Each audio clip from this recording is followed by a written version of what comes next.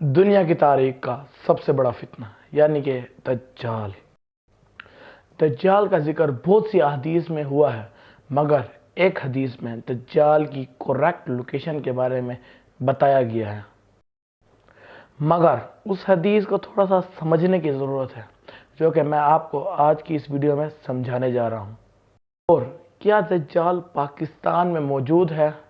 اس سوال کا بھی جواب آپ کو آج کی اس ویڈیو میں ملنے جا رہا ہے، اس لیے ویڈیو کو پورا دیکھنا، اور اگر ہمارے چینل شذیب خان ورلڈ پہ نئے ہیں تو ہمارے چینل کو سبسکرائب کر کے ویڈیو کو لائک بھی ضرور کر دیں۔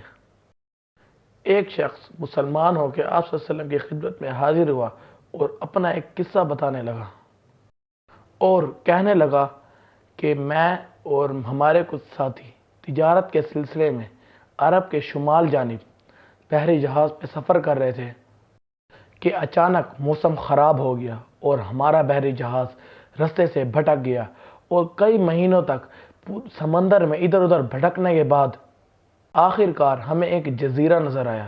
ہم نے اپنے بحری جہاز کو وہیں پہ روکا اور چھوٹی کشتیوں میں اس جزیرے تک پہنچے، اور جب ہم کشتیوں پہ اس جزیرے پہ پہنچے تو ہماری ملاقات ایک عجیب سی مخلوق سے ہوئی، جو کہ بہت کالا تھا اور اس کے پورے جسم پہ بہت زیادہ بال تھے۔ اور جب ہم نے اس سے پوچھا کہ تم کون سی مخلوق ہو تو اس نے اپنا نام جوساسا بتایا، اور اس نے کہا تم مجھے چھوڑو، یہاں پہ ایک ٹیمپل ہے، اس ٹیمپل کے اندر جاؤ، وہاں پہ ایک شخص تمہارا بہت بے صبری سے انتظار کر رہا ہے۔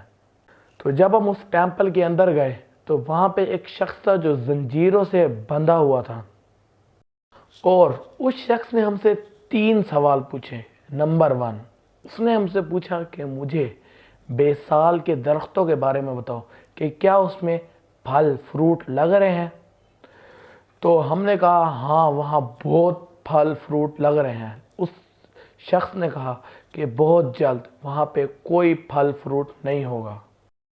اور پھر اس شخص نے ہمیں کہا کہ مجھے لیک آف تبریہ کے بارے میں بتاؤ کہ کیا لیک آف تبریہ میں پانی ہے؟ ہم نے کہا ہاں بہت پانی ہے۔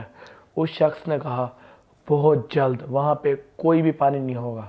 اور پھر اس شخص نے ہم سے پوچھا کہ مجھے آخری امی پیغمبر کے بارے میں بتاؤ، کیا وہ آ گیا ہے، اور اگر وہ آ گیا ہے تو وہ کہاں تک پہنچا ہے؟ تو ہم نے کہا کہ آپ صلی اللہ علیہ وسلم نے مکہ چھوڑ کے مدینہ کی طرف ہجرت کر لی ہے۔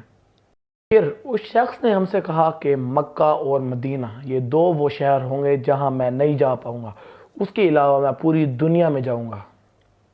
پھر اس شخص نے ہم سے کہا کہ اب تمہیں بتاتا ہوں کہ میں کون ہوں۔ اس نے کہا میں ہوں دجال۔ پھر آپ صلی اللہ علیہ وسلم نے صحابہ اکرام سے کہا کہ یہ وہی وہ دجال ہے جس کے بارے میں تمہیں پہلے بھی کئی دفعہ بتا چکا ہوں۔ پھر آپ صلی اللہ علیہ وسلم نے کہا کہ دجال شمال کی جانب نہیں، دجال جنوب کی جانب نہیں، بلکہ دجال مشرق کی جانب ہے، دجال مشرق کی جانب ہے، دجال مشرق کی جانب ہے۔ اور آپ صلی اللہ علیہ وسلم نے کہا کہ دجال یمن کے سمندر میں نہیں، دجال شام کے سمندر میں نہیں ہے۔ تو چلو یہ دیکھتے ہیں کہ مدینہ کے مشرق کی جانب کون کون سے آئی لینڈ موجود ہیں۔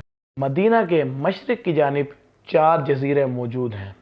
نمبر 1، Lakshmi island in India, Socotra island in Yemen, Al Masirah island in Gopal and Astola island in Pakistan.